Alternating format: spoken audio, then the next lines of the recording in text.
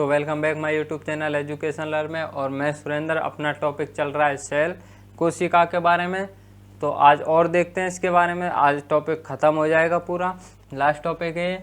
तो कोशिका मानव शरीर की सबसे छोटी इकाई है। कोशिका मानव शरीर की सबसे छोटी इकाई है, न कि अंग। कुछ भाई कहते हैं कि ये अंग है, बल्कि अंग नहीं है, ये सबसे छोटी इकाई है, यूनिट है। और इकाई बोलते किसे हैं? इकाई बोलते किसे हैं? तो ये सबसे छोटी इकाई क्यों, आपको पता है ये इस हिसाब से। तो फिर क्यों कोशिका के अंदर mitochondria, ribosome, Golgi body, vacuoles, nucleus वगैरह पाए जाते हैं, ये भी इससे छोटे हैं। तो वैज्ञानिकों ने दिमाग लगाया और पता किया कि मानव शरीर के अंदर ऐसी कौन सी वो है कि जो खुद ही अपने सारे काम कर लेता है। तो वो निकली कोशिका, जो अपने सारे काम खुद कर सकती है। क्योंकि कैसे? माइटोकॉन्ड्रिया से श्वसन कर लेगा,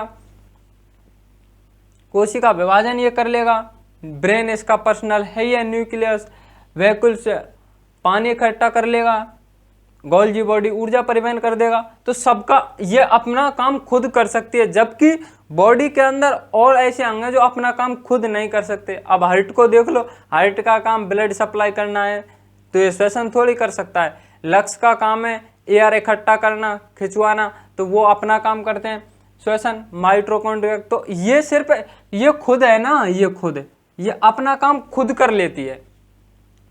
ह्यूमन बॉडी के अंदर ये खुद ऐसी है कि अपना काम खुद कर लेती है। इसलिए वैज्ञानिकों ने दिमाग लगाया, इसे कह दिया कि मानव शरीर की सबसे छोटी इकाई यूनिट कोशिका है।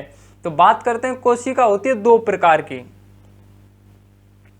पहली है प्रोकैरियोटिक और दूसरी है यूकैरियोटिक। पहली प्रोकैरियोटिक, दूसरी यूकैरियोटिक। तो बात करते हैं प्रोकैरियोटिक के बारे में। इसे नंगी आंखों से नहीं देखा जा सकता। जनरली में याद रखें कि ये बहुत छोटी होती है और इसे नंगी आंखों से नहीं देखा जा सकता। ये आरंभिक कोशिका होती है, ये आरंभिक कोशिका होती है। और ये बहुत जल्दी विभाजन कर जाती है, ग्रो कर जाती है, क्योंकि इसके अंदर ये बहुत अविकसित होती है, ये अविकसित होती है। और इसके अंदर मुख्य मुख्य अंग पाए जाते हैं, इसके अंदर मुख्य मुख्य अंग पाए जाते हैं। और इसका उदाहरण है नील हरित शैवाल। क्या है? नील हरित शैवाल। अब बात करते हैं यूकैरियोटिक के बारे में। तो ये बड़े जीवों में पाई जाती है, जैसे ह्यूमन, एनिमल, प्लांट्स। तो ये बड़े जीवों में पाई जाती है। और ये जैसे शैवाल वगैरह और बैक्टीरिया वगैरह उनमें पाई जाती है। तो यूकैरियोटिक ये दो प्रकार की होती है, एनिमल सेल और प्लांट सेल। प्लांट सेल पादपों में पाई जाती है, एनिमल सेल जंतुओं में पाई जाती है। और ये दो प्रकार की होती है। इसके बारे में बात करते हैं थोड़ा और आगे, अंतर स्पष्ट करते हैं। पहले प्रोकैरियोटिक यूकैरियोटिक के बारे में अंतर स्पष्ट करेंगे और फिर बात करेंगे इनके बारे में। अब बात करते हैं प्रोकैरियोटिक और यूकैरियोटिक दोनों के बारे में, कि कौन कौन से अंग पाए जाते हैं, कौन कौन से नहीं पाए जाते और क्या क्या काम होता है। तो प्रोकैरियोटिक ये छोटी होती है, इसे नग्न आंखों से नहीं देखा जाता, माइक्रोस्कोप के जरिए देखा जाता है। प्रोकैरियोटिक ये नॉन एवेलप ऑन न्यूक्लियस, ये नॉन डेवलपमेंट ऑन न्यूक्लियस। इसका मतलब है कि इसके अंदर जो न्यूक्लियस पाया जाता है उसके ऊपर खोल, कवच, लिफाफा कुछ नहीं पाया जाता। प्रोकैरियोटिक के अंदर जो न्यूक्लियस पाया जाता है उसके ऊपर कोई खोल, कोई कवच, कोई लिफाफा कुछ नहीं पाया जाता। इसलिए ये यूं ही घूमता है कोशिका के अंदर, इसका जीव द्रव्य यूं ही घूमता है। और इसमें श्वसन होता है जीव द्रव्य से। किससे? श्वसन जीव द्रव्य से होता है। अब बात करते हैं प्रोकैरियोटिक के बारे में, सॉरी यूकैरियोटिक के बारे में। तो ये बड़ी होती है। और ये एन डेवलपमेंट ऑन न्यूक्लियस, इसके जो न्यूक्लियस केंद्रक होता है उसके ऊपर कवच होता है। क्या होता है? इसके ऊपर कवच होता है, तभी तो इसके अंदर जीव द्रव्य रहता है। ये झिल्ली से ढका हुआ होता है और इसमें श्वसन, यूकेरियोटिक में श्वसन माइटोकॉन्ड्रिया के द्वारा होता है, जो क्रेस्चन चक्र से होता है। हमने उस दिन आपको बताया था कि क्रेस्चन चक्र से होता है। भाई ऑक्सीजन ली थी उस दिन, तो कार्बन डाइऑक्साइड बॉडी के अंदर बनी कहां से? तो इस क्रेस्चन चक्र से ही बनी थी, उस दिन हमने आपको बताया भी था।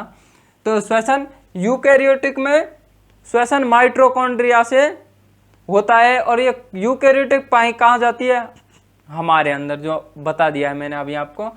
फिर बात करते हैं कि दोनों के अंदर क्या क्या पाया जाता है। दोनों के अंदर, तो दोनों के अंदर सीलिया और फ्लैजिला पाया जाता है। भाई कोशिका को मूवमेंट कराने के लिए सीलिया और फ्लैजिला की स्ट्रक्चर ऐसी थी, छोटी थी उसे सीलिया, बड़ी थी उसे फ्लैजिला, स्ट्रक्चर बालनुमा थी। तो ये दोनों में पाई जाती है। फिर बात करते हैं डीएनए जीव द्रव्य, तो जीव द्रव्य इसके अंदर भी पाया जाता है, और इसमें तो श्वसन ही जीव द्रव्य से हो रहा है, तो दोनों के अंदर जीव द्रव्य है, डीएनए दोनों के अंदर है। तो बात करते हैं प्रकाश संश्लेषण, तो प्रोकैरियोटिक में तो प्रकाश संश्लेषण होता है, प्रोकैरियोटिक में तो प्रकाश संश्लेषण हो रहा है, लेकिन हमारे अंदर तो नहीं हो रहा। भाई प्रकाश संश्लेषण हम थोड़े करते हैं, लेकिन आपको पता है कि इसके सेकंड पार्ट में पादप सेल, प्लांट सेल में प्रकाश संश्लेषण होता है। दोनों में इसमें प्रकाश संश्लेषण होता है। यूकेरियोटिक के सेकंड पार्ट प्लांट सेल में प्रकाश संश्लेषण होता है। फिर बात करते हैं झिल्ली, तो झिल्ली दोनों में पाई जाती है। भाई कोशिका के ऊपर झिल्ली तो पाई जाएगी दोनों में। कैसे? कि भाई ये कोशिका, ये कोशिका, इसके अंदर ही थे ये nucleus, mitochondria, Golgi body, vacuoles, ये सब इसके अंदर ही थे। तो इसकी झिल्ली तो ये है ना। अगर झिल्ली नहीं पाई जाएगी तो पता ही नहीं चलेगा कोशिका कहाँ घूम रही है। तो इसकी झिल्ली है, झिल्ली दोनों में। फिर बात करते हैं भित्ति, तो भित्ति दोनों में पाई जाती है। फर्क इतना है कि इसकी जो भित्ति बनी होती है वो सेल्यूलोज की बनी होती है। किसकी? इसकी जो भित्ति होती है वो सेल्यूलोज की बनी होती है, और इसकी जो भित्ति होती है, प्रोकैरियोटिक की जो झिल्ली भित्ति होती है वो पेप्टिडोग्लाइकेन की होती है। किसकी? पेप्टिडोग्लाइकेन की होती है इसकी। फिर बात करते हैं राइबोसोम, तो राइबोसोम दोनों में पाया जाता है।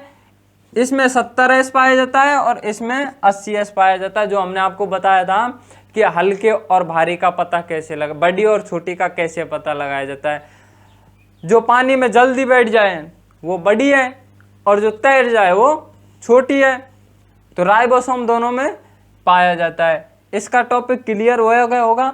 अब बात करते हैं यूकेरियोटिक के दोनों पार्टों के बारे में, प्लांट्स और एनिमल, कि इनके अंदर कौन कौन से वो पाए जाते हैं। इसके अंदर तो आपको पता है मुख्य अंग पाए जाते हैं, माइटोकॉन्ड्रिया वगैरह नहीं पाए जाते हैं। तो इसके बारे में, और ये लास्ट स्टेप है अपना, उसके बारे में और बात करते हैं। इसके दो हिस्सों को क्लियर कर देते हैं। चलो देख, अब ये अपना लास्ट टॉपिक रहा है, और बात करते हैं जंतु कोशिका एनिमल सेल और पादप कोशिका प्लांट सेल के बारे में। तो जंतु कोशिका स्मॉल होती है, छोटी होती है, और इसका आकार गोल आकार, सर्कल, गोल होता है।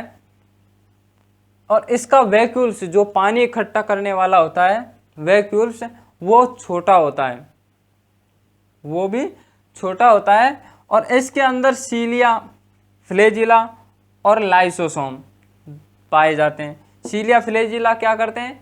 कोशिका को मूवमेंट कराने का काम करते हैं, और जो लिक्विड में पोषक पदार्थ होते हैं उनका एब्जॉर्ब करने का काम करते हैं और इनकी आकृति बालनुमा होती है।